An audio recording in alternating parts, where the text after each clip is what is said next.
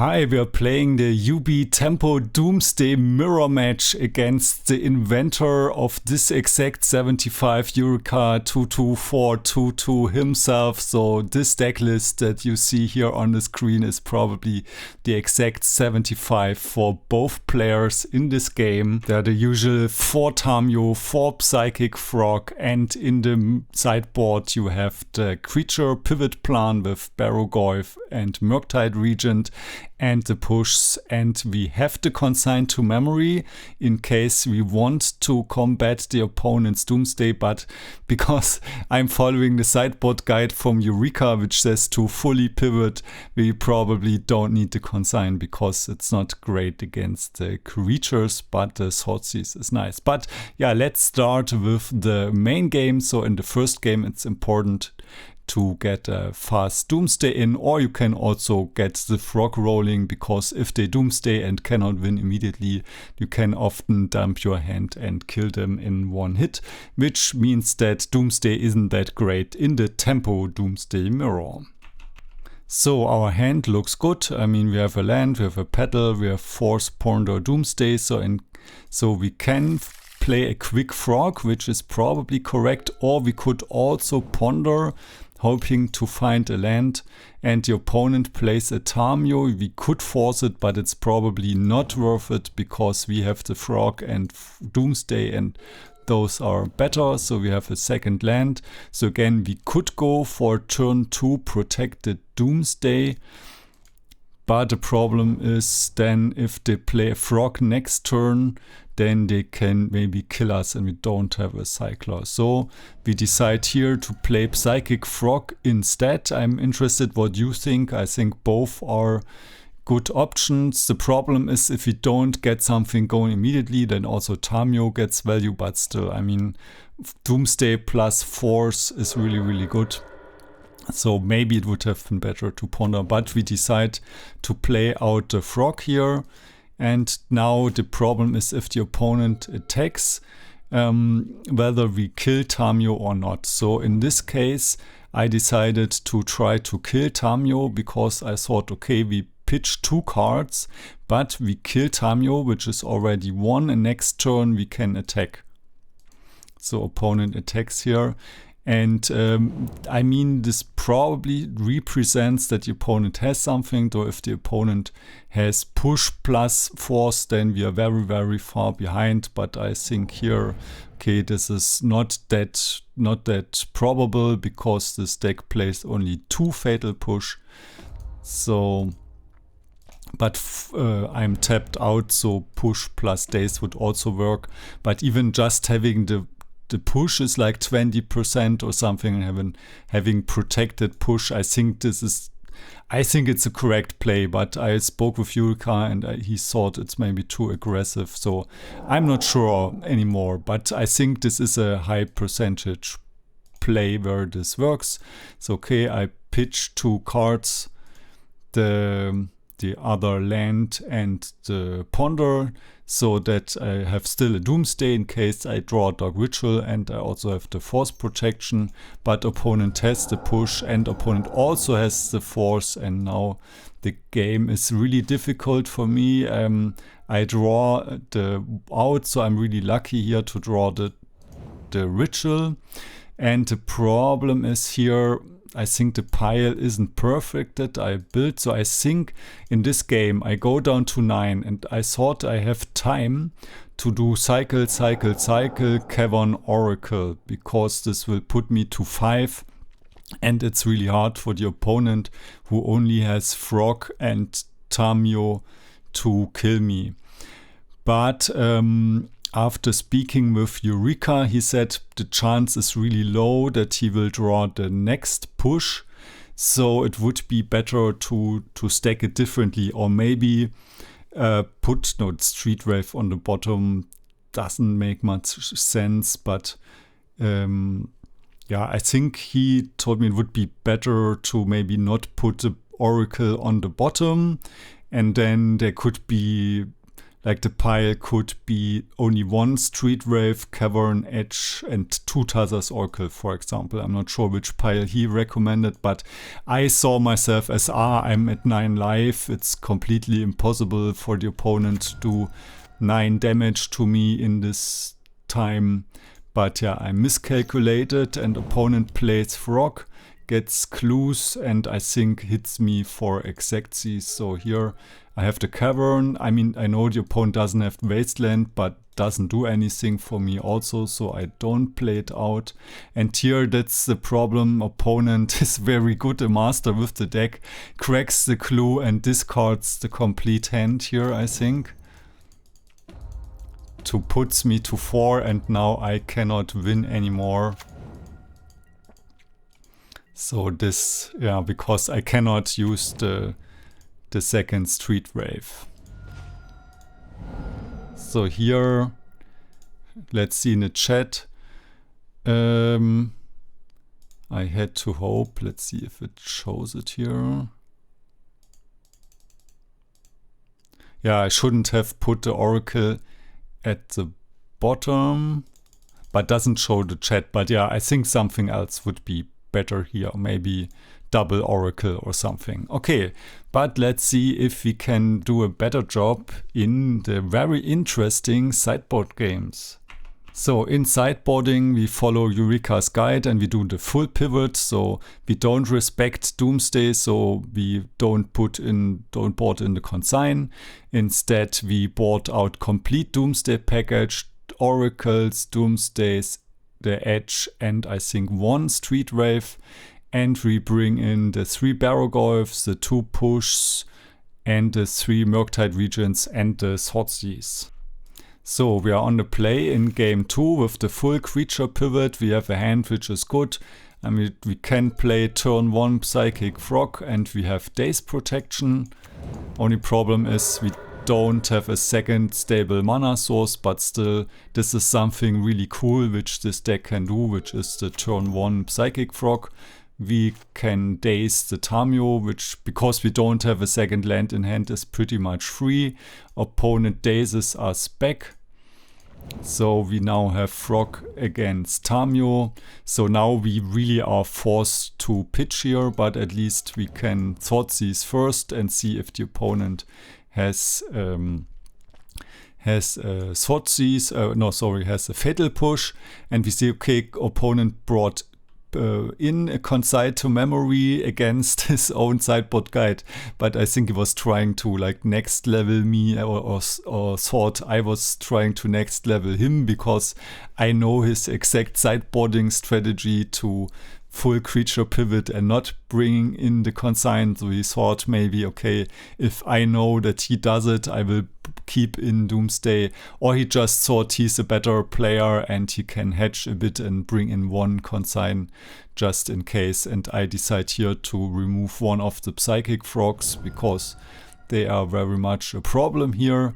And I attack, and I think opponent blocks, right? And I know there is no push right now, so I pitch Dark Ritual and Brainstorm because I think the Murktide Regent, in case I draw another land, and the chance is high to draw another land because I get 2 draws.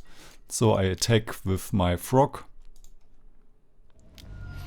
And he consigns the draw trigger. Okay, I play out the Tamio. Now opponent plays the Cavern on Wizard. Unfortunately, Cavern doesn't cover all the creature types, but it does overlap between Tamio and Thassa's Oracle. But sometimes you have to say Dragon for Murktide Regent. Okay, so now I can, but my Tamio is, my Frog is already 3/4, so I think blocking here is probably not worth it. Tamio is probably worth more than 1 card draw for me, especially as I'm low on lands. At least I have the pitch card. The Murktide Regent is probably worth more right now because I have a graveyard with 4 instants and sorceries.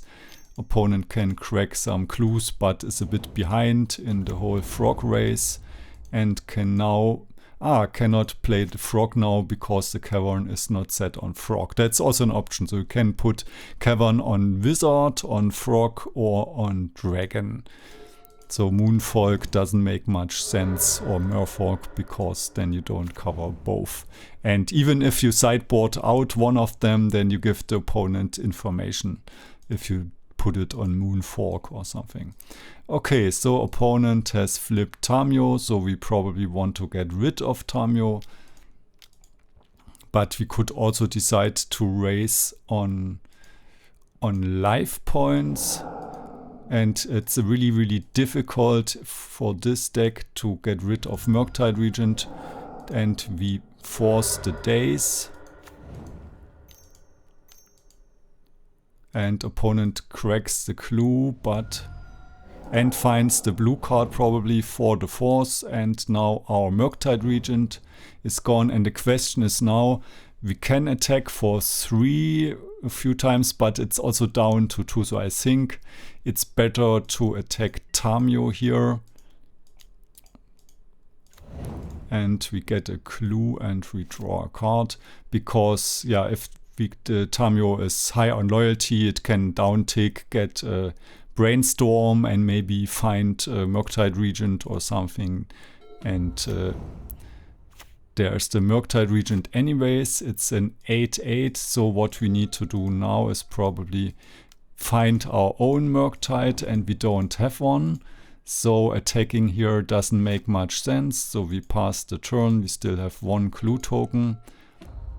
And the problem is now the Tamio goes for the ultimate soon. It's already at 6, so we probably have to attack soon. So opponent dazes our Swordseize, and we have to let this through. We cannot pay because we have to raise here. So we play our own Murktide Regent, and it's only a 5/5. So this will be difficult now, because opponent has a bigger Murktide and the Tamio is about to ultimate. Tamio goes down to 8, so now we have to sacrifice our creatures. So, question is also if we attack with Tamio, and I think we attack with all creatures because we assume opponent blocks frog, so we get a clue and we lose the frog, and Tamio is down now. And we can at least crack a few clues, but the problem is now we get attacked to 7. We crack a clue, and we have a Barrogoyf. We attack the Tamio down, and we just have to survive for 1 turn. So we have to hope opponent doesn't have a fatal push. I think none of the 4 fatal pushes after sideboarding are gone yet. So the chance is relatively high that the opponent can access 1, but I think the opponent doesn't hit 1. Okay, Psychic Frog attacks us. We have to block the Murktide Regent. But if we can survive this turn, okay, we block and we brainstorm, so we can, this is a cool combat trick we can do with Tamio. So we block a creature and then we brainstorm to flip it. So if the creature doesn't have trample, we evade all the damage and don't lose the Tamio, and now we have to uptick, and now we have the push, which is good. So we have the lifelink, so Barrogoyf is really, really good. Barrogoyf is also really good with brainstorm. We can brainstorm a creature on top of our library and brainstorm away cards we do not need. So here we attack because we want to have the lifelink and also the resource draw. So we attack the opponent for 4, and we attack the Tamio for 3, so it cannot downtick. And yeah, next turn opponent is at 8, and this will probably be enough. Could be close. So okay, Death Touch doesn't work on Planeswalkers. Opponent exiles some cards to give the tapped frog flying. I'm not sure why. Right. Okay, that's clever play. The opponent uses the frog to shrink his graveyard. So Barrogoyf does less damage. There's now instants creatures and lands, so it's a 3/4 and gets -1 because of the Tamio. Okay, so we mill for 2 and we draw another Barrowgolf, which is really, really good in this spot because the lifelink really does something. And now we have the choice between push and Golf, and I decide to push here because otherwise we are probably dead, because the opponent has, we are at 4 life, there's the 1/2 frog, 2/3 damage. Yeah, maybe we could survive it, but if there's something like Brainstorm and then Tamio get back the Brainstorm or something, then we would lose. So opponent now has to find, has a Ponder and rebuys the Ponder with Tamio, which also makes Murktide bigger. So has a lot of looks fetches. So there's like 4 looks with the first Ponder and the draw, and 4 looks with the second Ponder. That's like 8 or 9 looks, but doesn't find the force, and we actually actually got it done. We did it because we could block the Murktide with Tamio and then attack the opponent down. Okay, though this was really, really close, and also the time is an issue now because this is like a tempo mirror match now. They're both at 8 minutes, so the time will be close as well. So if you are used to combo games being quick, so in the mirror when you both go to the pivot, then you have to take that in mind as well. And in the third and final game, we are on the draw and we don't have a land, so we have to mulligan. We get rid here of the Cavern of Souls because I think it doesn't cover enough. I mean, we can create an uncounterable Tamio, but I think this is not enough. Opponent plays Barrowgolf, and early Barrowgolf is really, really problematic. We don't have the force, and this can snowball out of control very quickly. At least we can maybe block with Tamio, but this is also dangerous. But there's already land and instant in the graveyard, so it's hard for the opponent to get a sorcery in the graveyard with this deck. It's not like with Grixis Delver where you can get DRC triggers or something. I mean, a fetch land could represent something. Then now there's a Lotus Petal, so okay, this could also increase the size. And there's also a Psychic Frog, which is not dazable, so we are very much behind. We could block with Tamio to prevent the trigger, but then the opponent will probably sacrifice the Petal. So this is probably not worth it to block here.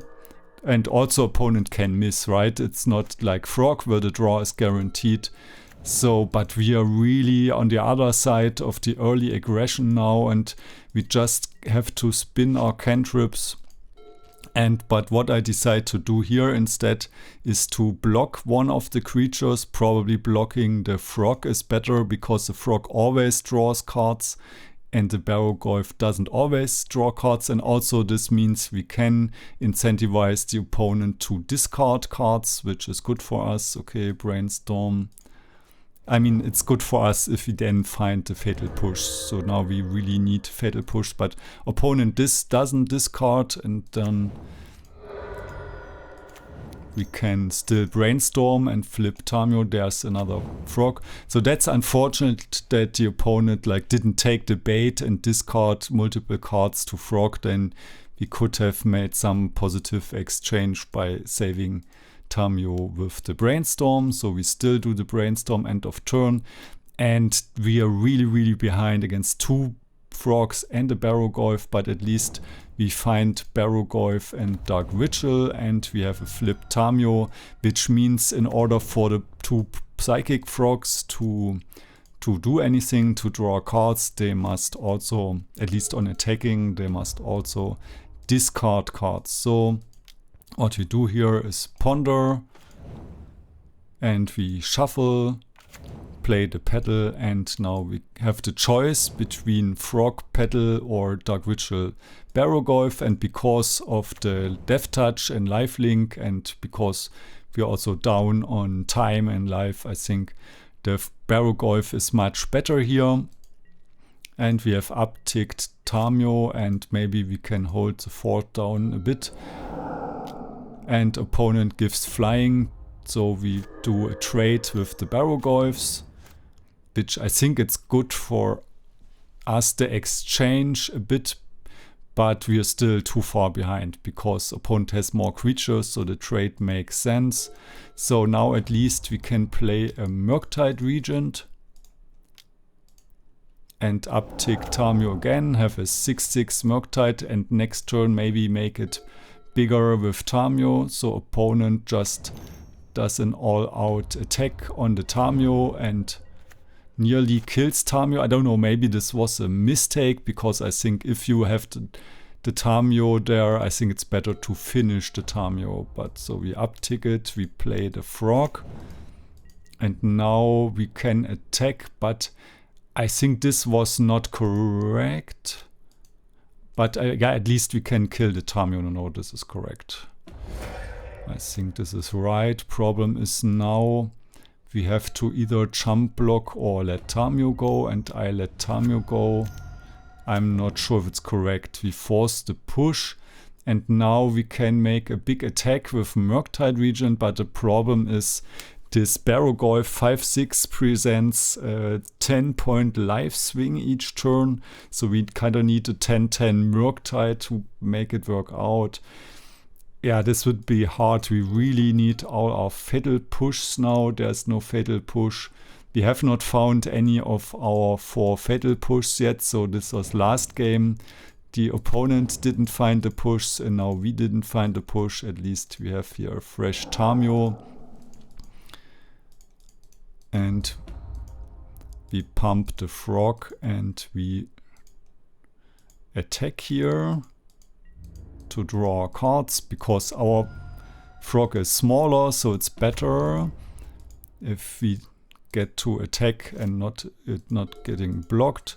Opponent will probably kill Tamio, because Tamio prevents a bunch of life. There's a triggered ability. There's a Murktide Regent as an 8/8, and problem is opponent has a bunch of cards in the graveyard, so their Murktide will be bigger than our Murktide. So at this point it's pretty much over.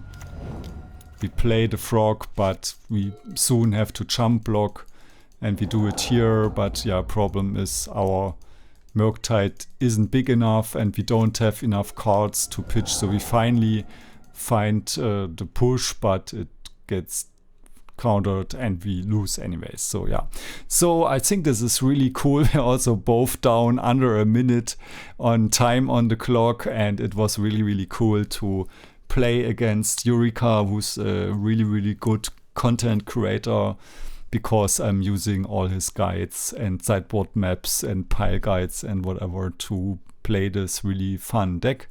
So yeah, shout out to Eureka, and also he always answers questions very nicely. So I hope you liked this video, and maybe you will try out Tempo Doomsday also. If you see that I'm total Doomsday noob, but I can still win often with the deck, or at least win enough games and also have fun. I think it's really cool deck, and also well positioned in the meta right now. So I'm happy to receive your comments. See you later.